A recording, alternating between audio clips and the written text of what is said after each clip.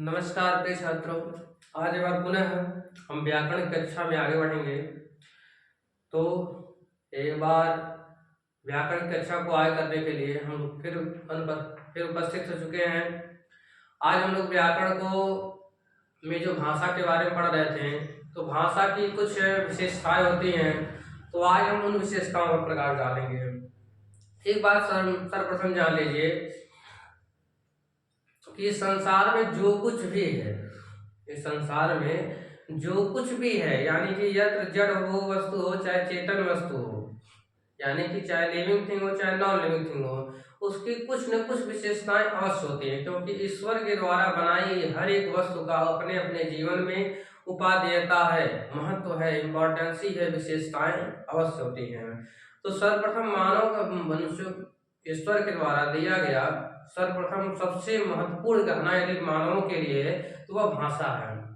तो भाषा की विशेषताएं तो होती ही होती हैं, लेकिन वह भाषा भी हमारे लिए क्या व्यवस्था है, हमारे लिए विशेषता रखती है कि हमें आता है कुछ बोलने। तो भी जान रहे ना कि यदि हमें बोलने न आए तो क्या लगता है, लोग कहते हैं वह गूंगा है, बेकार आदमी है। तो बोलना भी हमारे लिए क्या एक विशेषता है, हमारे शरीर के लिए, हमारे जीवन के लिए भी क्या एक विशेषता है।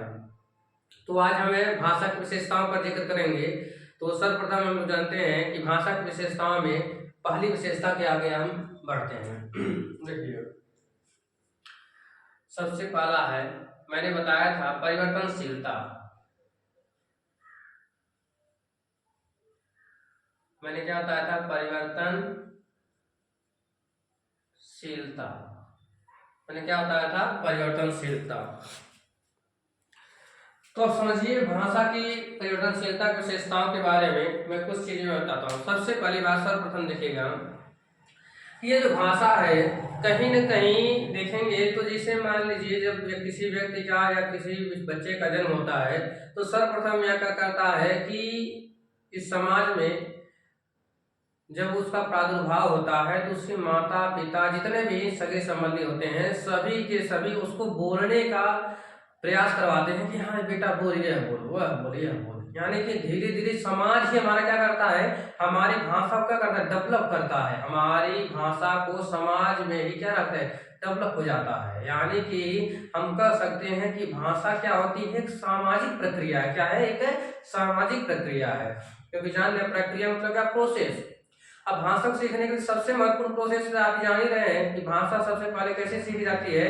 तो मानव लोग हमको बुला बुला करके बेटा ये बोल, वह बोल, ये नहीं करना, वो नहीं करना है, तमाम चीजें लोग जीवन पर्यंत बताते रहते हैं। यानी कि जो भाषा है वह क्या, एक सामाजिक प्रक्रिया। क्या है, एक सामाजिक प्रक्रिया। यानी पहली बात देखिएगा, इसको भी थोड़ी देर स्किप करते हैं। तो सबसे पहली बात है, भाषा क्या है, एक सामाजिक प्रक्रिया है। कैसी है, एक सामाजिक प्रक्रिया है।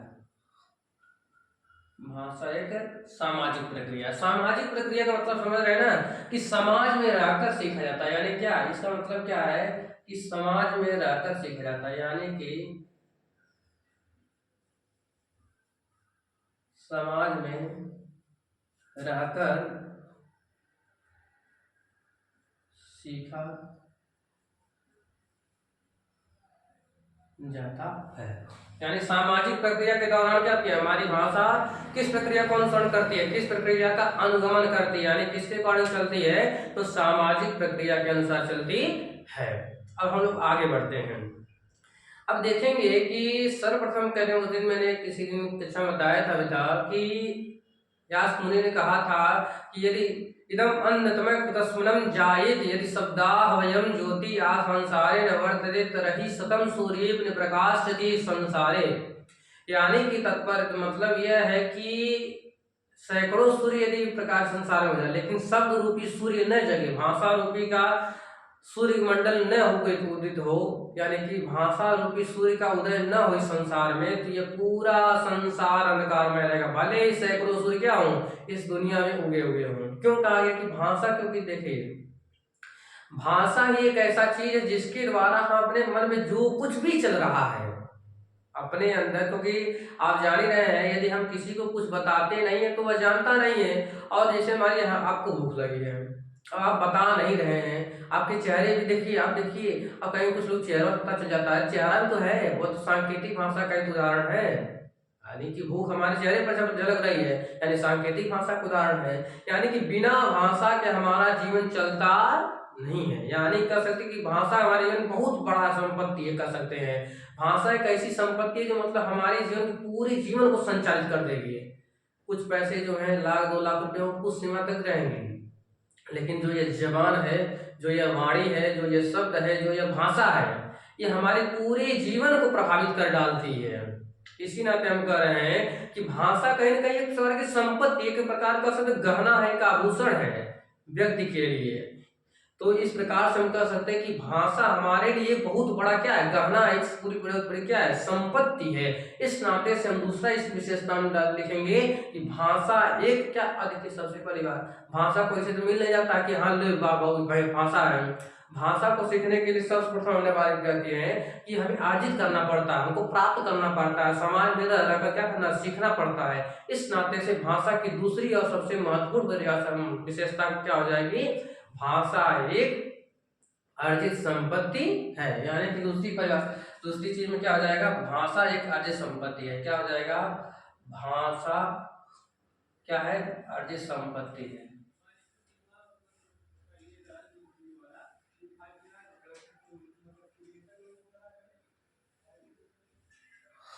भाषा क्या है, अर्जित संपत्ति है।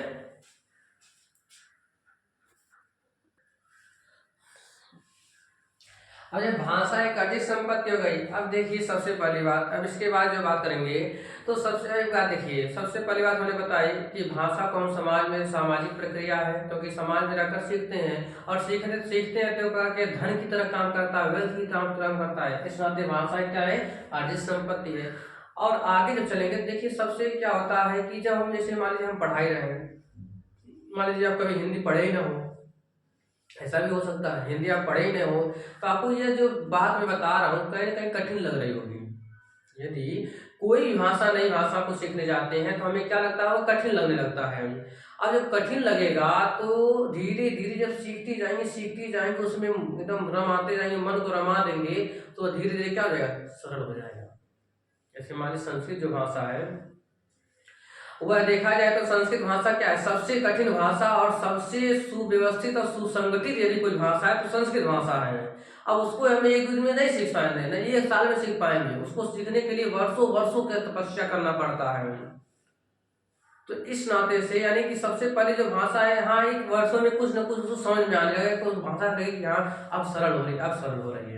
यानी कि भाषा कौन सी मतलब है, किस विधा को अपनाती है, तो भाषा कठिनता से सरलता की तरफ जा रही है। कैसे जा रही है, कठिनता से सरलता की तरफ जाती है। यानी कि भाषा की विशेषता है, क्योंकि कब सरल नहीं, तुरंत सरल नहीं लगेगी। यानी कि कोई भाषा जो सीखते बैठोगे तो तुरंत सरल आपको नहीं लगेगी, कैसे लगेगी, पहले कठिन लगेगी। क्या लगेगी, कठिन लगेगी। इसी कठिन नाम कहते हैं कि भाषा की तीसरी विशेषता में क्या है, यह किसकी तरफ जाती है, कठिनता से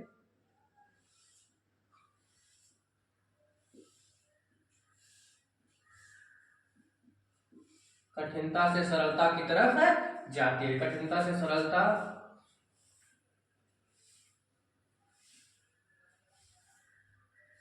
तरफ जाती है। ठीक, यानी कि भाषा की तीसरी विशेषता क्या है, भाषा कठिनता से सरलता की तरफ जाती है। और तीसरी हो गई, अब देखिए सबसे पहली बात तो कठिनता सरलता है। अब इसके बाद जानिए, अच्छा बताइए भाषा का संबंध किससे है, भाषा का संबंध आखिर किससे है। तो सबसे पहली बात जान लीजिए, जब भी भाषा की बात की जाती है तो मानव सभ्यता की ही बात की जाएगी, जानवर की बात नहीं की जाती है। यानी कि भाषा का जो मूल संबंध जिससे है, वैसे तो मैंने बता भी दिया कि भाषा के दो रूप होते हैं, व्यक्त और अव्यक्त रूप होते हैं। व्यक्त भाषा में मानव की आती है और अव्यक्त में आपके जानवरों की आती है। लेकिन जब भी किसी यदि शब्द आ गया, भाषा शब्द का प्रयोग होगा, तो उसका एग्जैक्ट मीनिंग किससे होगा, व्यक्त भाषा से होगा। किससे होगा, व्यक्त भाषा से। और व्यक्त भाषा का संबंध किससे है, मानवों से। यानी कि इनडायरेक्टली कहा जाए तो भाषा का संबंध कहीं ना कहीं क्या है, मानवों से है। यानी कि तीसरी विशेषता क्या है, देखिए सबका संबंध मानव से है, लेकिन जो भाषा की विशेषता को मानव संबंधित क्यों रखा गया है। देखिए पहली बात, भाषा दो प्रकार का होता है, व्यक्त और अव्यक्त। अब व्यक्त भाषा को ही हम क्यों कहते हैं, क्या व्यक्त भाषा को ही हम का ही संबंध मानव से है, क्योंकि जानते हैं ना कि अव्यक्त भाषा का संबंध किससे है, जानवरों से है। यानी कह सकते हैं कि व्यक्त भाषा का संबंध, या कहें सीधे सीधे भाषा का संबंध किससे है, मानवों से। अच्छा बताइए, भाषा का संबंध दीवारों से हो सकता है क्या, जड़ वस्तु से हो सकता है, नहीं हो सकता है। इस नाते से विशेषता है क्या तीसरी, कि भाषा की तीसरी चौथी विशेषता क्या है, भाषा का संबंध किससे है, मानवों से। किससे है, मानवों से है। भाषा का संबंध मानवों से है। किससे है, मानवों से।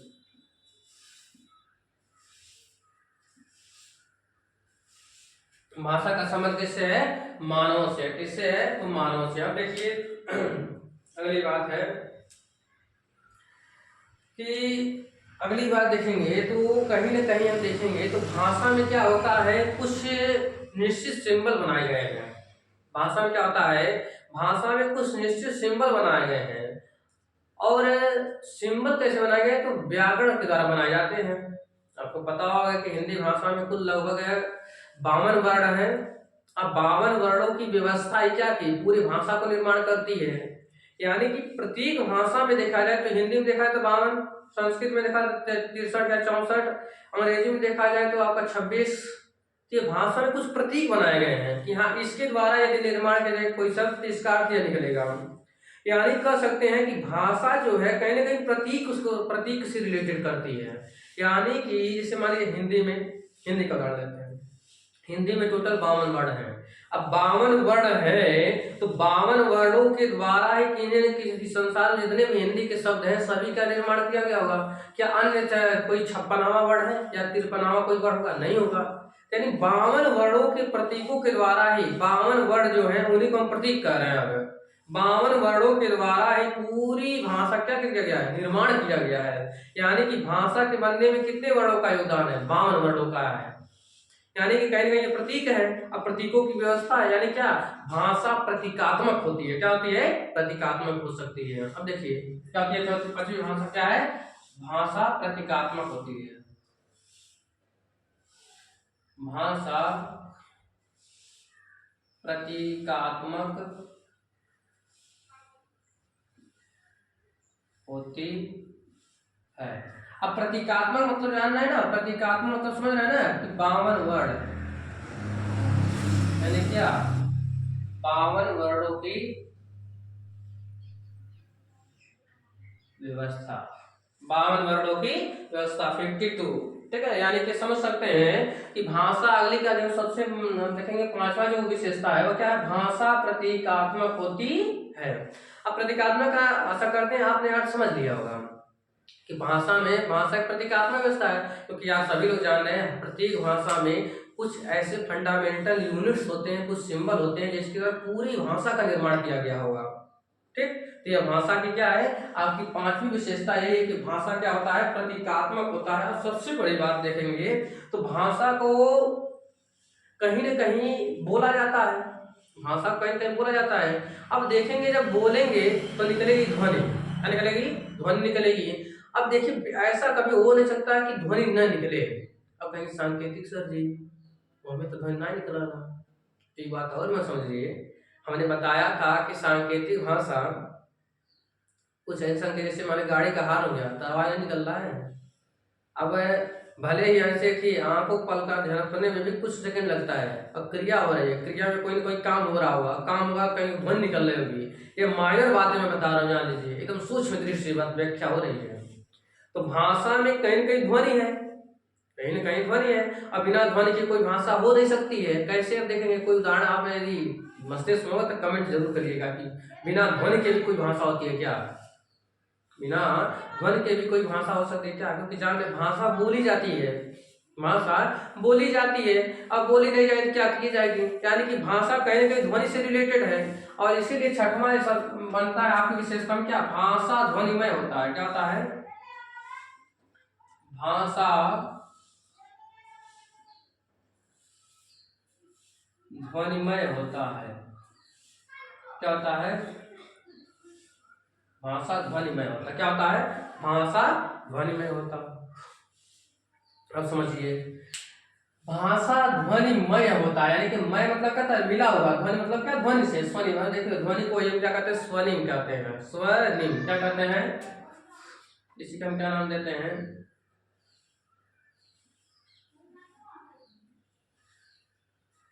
स्वनिम। क्या कहते हैं? स्वनिम भी कहते हैं। ठीक है। अब देखिए आगे सबसे और महत्वपूर्ण विषय देखा जाएगा कि भाषा का संबंध अब तक हमने समझ लिया मानवों से है। अब समझेंगे सबसे महत्वपूर्ण और सबसे मतलब समझिए जो विस्तार वाला है भाषा की विशेषताओं में, वह है भाषा परिवर्तनशील होता है। लेकिन ऐसे जाना पहले इसको और समझते हैं। अब देखेंगे भाषा परिवर्तन की विशेषता बता रहे हैं और वर्णों की विशेषता। अब देखिए जब भाषा में कोई प्रतीक बनेगा, ध्यान समझिएगा कि जब भाषा में कोई प्रतीक की व्यवस्था बनेगी, अब आप सभी लोग जान रहे हैं कि व्यवस्था कैसे वैसे नहीं हो जाती है, रेंडमली नहीं हो जाती है, यादृच्छिक नहीं होती है व्यवस्था। कहीं ना कहीं उसका कोई एक सिस्टम होता है, कहीं कहीं एक सिस्टमेटिक ढंग होता है उसको व्यवस्था को बनाने के लिए। तो कहीं ना कहीं अब इसको व्यवस्था कौन बनाएगा? तो ध्यान दीजिएगा, भाषा में कौन व्यवस्था बनाता है? भाषा में जो प्रतीकात्मक व्यवस्था है इसको बनाने का कौन होता है? देखिए कोई क्या ऑपरेशन नहीं होता है। ठीक है। तो भाषा की जो व्यवस्था बनाने वाला कौन है? तो वह है व्याकरण। क्या है? व्याकरण। और देख लीजिए किसी भी भाषा का एक व्याकरण जरूर होगा। यदि व्याकरण नहीं है तो उसे बोली कहते हैं, ये भी जान लीजिए। भाषा और बोली में बस इतना अंतर है, बोली का कोई व्याकरण नहीं होता लेकिन भाषा का व्याकरण होता है। क्या होता है? होता है। अब देखेंगे यानी कि छठवीं विशेषता के बाद यदि सातवीं विशेषता को हमने लिखना चाहा तो यह क्या है? एक निश्चित व्याकरण होता है। क्या होता है? एक निश्चित, देखिए क्या कह रहा है कि एक निश्चित व्याकरण होता है।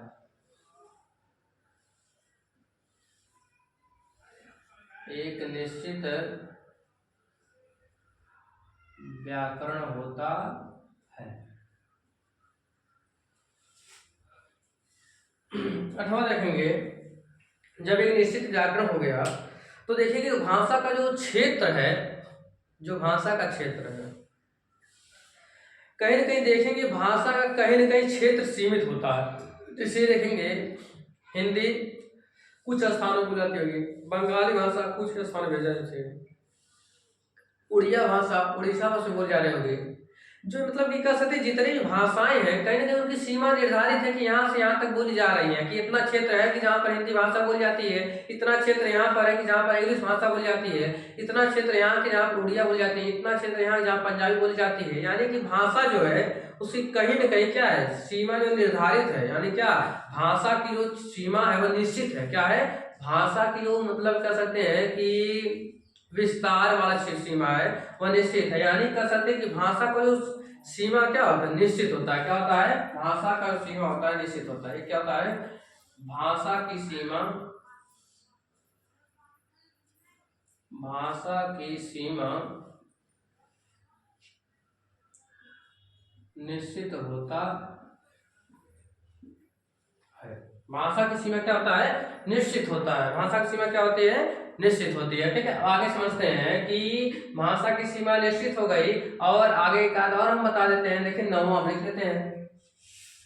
नवम देखेंगे तो भाषा की सीमा जब निश्चित हो जाती है तो देखेंगे कहीं ना कहीं, अब एक बात और जान लीजिए कि जब भाषा की सीमा निश्चित हो जाती है तो उसका एक कैटेगरी दी जाएगी कि यहाँ के लोग ऐसे बोलेंगे तो यहाँ के लोग ऐसे बोलते हैं, बोलते नहीं बोलते हैं, आपको ये एग्री कर सकते हैं कि यहाँ के लोग यहाँ तक बोलते हैं। तो ऐसे चलता रहता है। इसकी व्याख्या आगे और मिलेगी। भाषा की सीमा निश्चित होती है। अब अगले मतलब है पॉइंट पहुँचते हैं। देखिए भाषा में जो क्या नाम चीजें हैं कि अंतिम स्वरूप, देखिए जो लास्ट जैसे मान लीजिए सबसे प्राचीनतम भाषा का रूप क्या है? संस्कृत है। क्या है? संस्कृत। लेकिन आज से सैकड़ों वर्ष पूर्व देखेंगे तो सैकड़ों वर्ष पूर्व जो संस्कृत भाषा चल रही थी तो वह क्या पता था कि इनको पता था कि आज हिंदी अंग्रेजी डच इत्यादि भाषा में बोली जाएगी। यानी कि जो अंतिम स्वरूप है भाषा का वह कोई जानता नहीं है कि कहाँ तक निश्चित है, इसके बाद सैकड़ों वर्ष बाद कौन सी भाषा बोली जाएगी, यह कोई नहीं जानता। या अंतिम स्वरूप का मतलब यही है कि आज के सैकड़ों वर्ष बाद कौन सी भाषा का स्वरूप हमारे सामने आएगा। जैसे संस्कृत का स्वरूप बदल के क्या है? हिंदी आया। पाली आया, प्राकृत आया, ये सब आया नहीं आया, तो ये चीजें हैं। यानी कह सकते कि भाषा का कोई अंतिम स्वरूप नहीं होता है। भाषा का अंतिम स्वरूप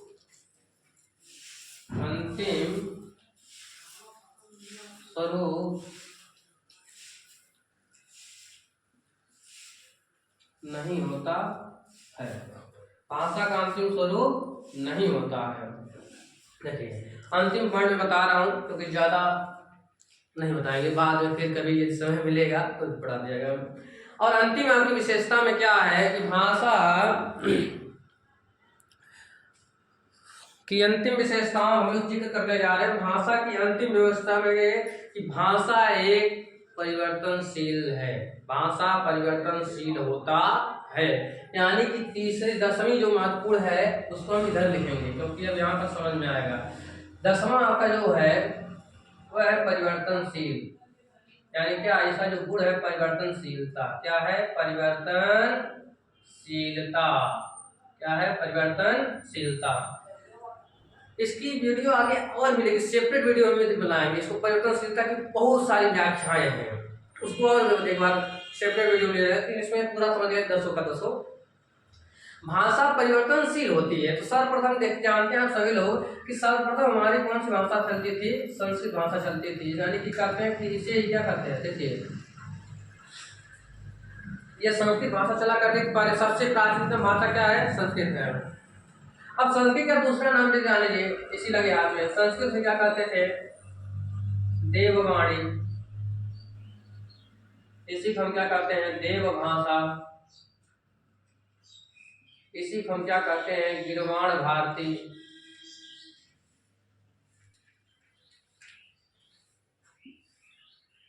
गिरवाण भारती आदि नामों से जानते हैं। संस्कृत के कैसे नाम है? ये सब नाम है। अब देखेंगे इसके संस्कृत का अर्थ पहले समझ लेते हैं, थोड़ा बहुत समझ लेते हैं। देखिए संस्कृत शब्द का मतलब होता है शुद्ध करना। देखिए इसका जब तोड़ेंगे तो निकलता है ऐसे सम प्लस क्री प्लस त।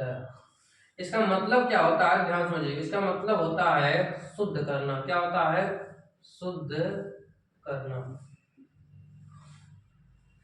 अब संस्कृत का मतलब शुद्ध करना। संस्कृत जो पढ़ा वो शुद्ध हो जाएगा, जान लीजिए। तो संस्कृत का मतलब क्या होता है? शुद्ध करना होता है। तो देखिए प्राचीन काल में देखा जाएगा तो पहले इसके दो रूप मिलते थे। इसके दो रूप मिलते थे। कौन कौन से? पहला था वैदिक स्वरूप और दूसरा था आपका था लौकिक स्वरूप। क्या था? पहला था वैदिक स्वरूप और दूसरा था लौकिक स्वरूप। क्या था? वैदिक स्वरूप और लौकिक स्वरूप। तो थोड़ा बहुत समझ लेते हैं वैदिक क्या है लौकिक क्या है, समझ लेते हैं। तो देखिए वैदिक जो शब्द है इसको ध्यान देखेंगे तो यह जो शब्द है वेद प्लस इक से मिलकर बना हुआ है। अब देखेंगे वेद प्लस इक, जब देखिए इक प्रत्यय जब भी जोड़ता है संबंधित अर्थ देता है। तो वेद से संबंधित जो भाषा है ऐसी संस्कृत जो वेद से संबंधित रही है, यानी कि वेद जिस भाषा में लिखे गए हों उन्हें कहते हैं वैदिक। और अगला जो है वह है लौकिक। और लौकिक शब्द को देखेंगे तो यह जो शब्द है यह बना हुआ है लोक मूल शब्द में इक प्रत्यय जोड़कर बना है। अलौकिक मतलब जानते हैं? लोक मतलब क्या? संसार। मतलब कि आम बोलचाल भाषा में जो संस्कृत प्रयोग होती थी उसे कहते हैं लौकिक संस्कृति। अब देखिए इसके कुछ उदाहरण समझते हैं। जैसे देखिए वेद जिस भाषा में लिखे गए हैं तो वेद कितने हैं? चारों वेद जिस भाषा में लिखे हैं।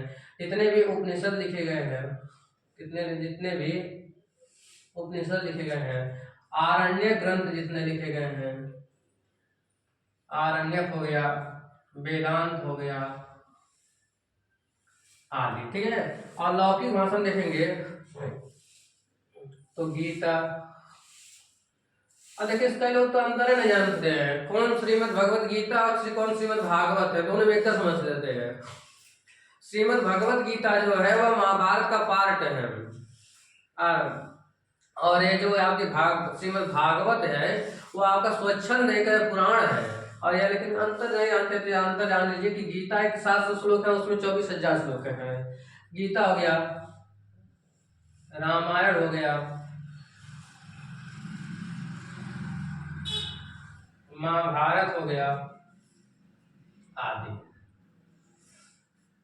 या क्या है आपके लौकिक ग्रंथों के नाम मैंने बता दिया। अब देखिए संस्कृत के बाद क्या, संस्कृत के दूसरी रूप वैदिक और लौकिक। अब यही लौकिक, देखिए वैदिक भाषा आगे नहीं बढ़ पाई क्योंकि वैदिक संस्कृत बोलने में, पढ़ने में, सब कुछ करने में, जान लीजिए वैदिक संस्कृत बहुत जटिल विषय था और आज भी है, जटिल विषय है। लेकिन लौकिक भाषा थोड़ी संस्कृत मतलब सरल थी, इसलिए फिर लौकिक ही बढ़ गई आगे। तो लौकिक चलकर आप देखेंगे तो लौकिक भाषा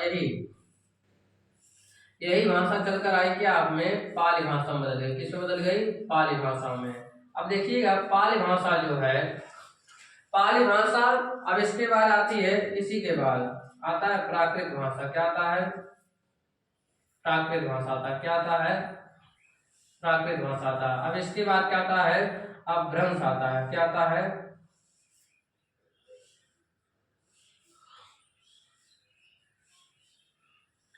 अपभ्रंश आएगा। और उसके बाद क्या आएगा, स्वर श्रेणी आएगा। क्या आएगा,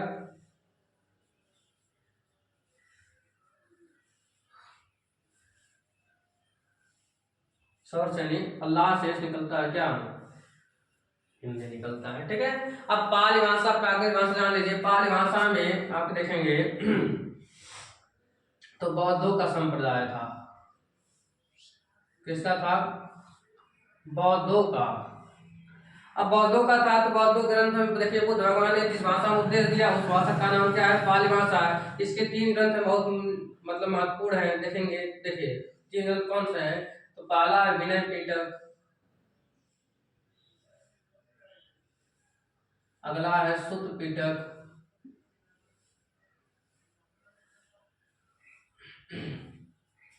द्विपिटक। क्या है, द्विपिटक। और इसी को सम्मिलित रूप में कहा जाए, किसी कहते हैं त्रिपिटक। क्या कहते हैं, त्रिपिटक। क्या कहते हैं, त्रिपिटक। तो बौद्धों का जो मतलब बौद्धों का जो भाषा रहे थे, बुद्ध भगवान जिस भाषा उपदेश है वो पाली भाषा थी। पाली भाषा में 3 ग्रंथ है, विनय पिटक, सूत्र पिटक और द्विपिटक। और इन तीनों को मिलाकर क्या कहते हैं, त्रिपिटक कहते हैं। प्राकृत भाषा जब आती है तो यहाँ पर जैन लोग का संप्रदाय हो जाता है, जैन लोग का आधिपत्य हो जाता है।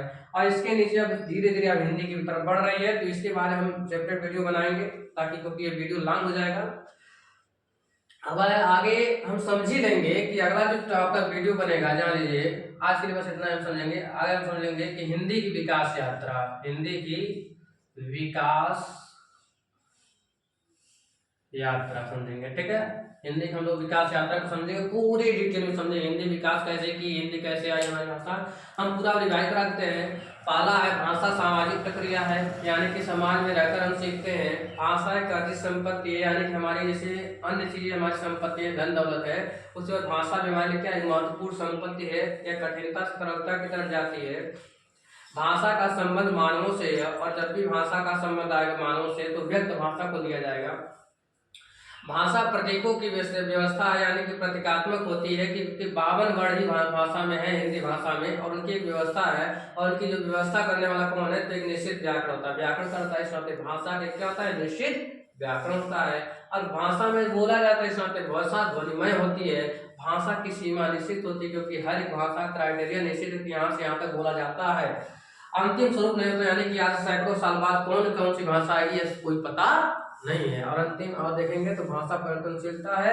तो भाषा परिवर्तनशीलता मतलब क्या, भाषा बदलती रहती है, अपने स्वरूप को चेंज करती रहती है। तो हमको बताएंगे कैसे चेंज करती है, उसके कारक क्या है, कैसे प्रभावित होती है, कैसे चेंज हो जाती है, सबकी व्याख्या हम समझेंगे। आज के लिए बस इतना ही। इस वीडियो को अधिकाधिक लोगों के पास प्रेषित करिए, शेयर करिए, कमेंट करिए एंड लाइक शेयर करिए, और ताकि यह वीडियो हर एक व्यक्ति के पास पहुंच पाए और इसका लाभ उठा सके। आज के लिए बस इतना ही। वीडियो देखने के लिए, अंत तक बने रखने के लिए धन्यवाद।